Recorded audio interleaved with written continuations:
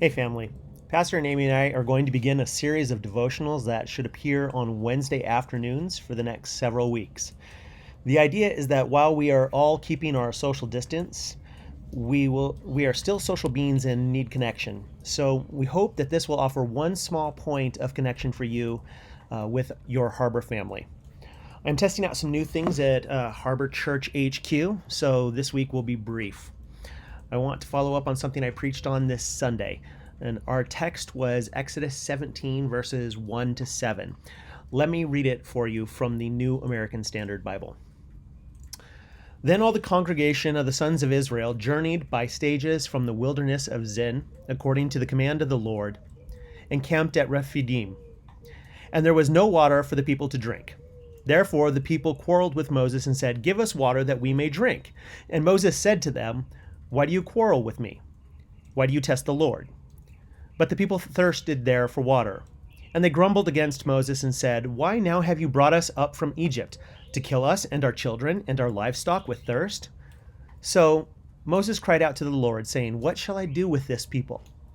A little more, and they will stone me." Then the Lord said to Moses, "Pass before the people and take with you some of the elders of Israel, and take in your hand your staff with which you struck the Nile, and go. Behold, I will stand before you there on the rock at Horeb, and you shall strike the rock, and water will come out of it, that the people may drink." And Moses did so in the sight of the elders of Israel. He named the place Massah and Meribah, because of the quarrel of the sons of Israel, and because they tested the Lord, saying, "Is the Lord among us or not?" There are several important things I could say regarding this passage, but given these trying times, I want to emphasize this one point. The Israelites had just left Egypt a mere 2 chapters ago in Exodus 15. Now, who knows exactly how long it has been, but it has not been very long. Some commentaries suggest that it has been as little as a month.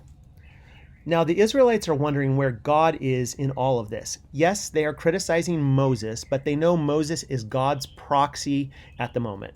So their criticism of him implies direct criticism of God.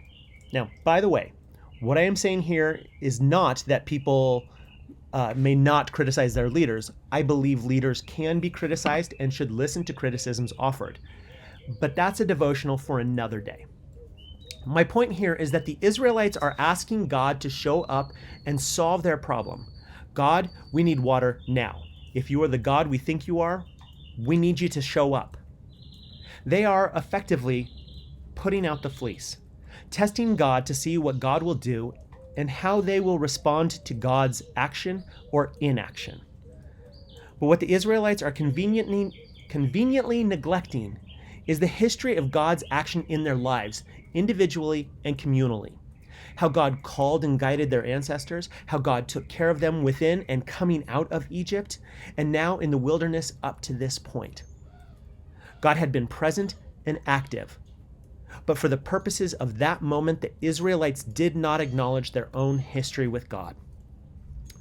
While we're experiencing the social effects, if not yet the physical effects of the coronavirus, let us remember God's presence and activity in our lives, individually and communally. This is not a test.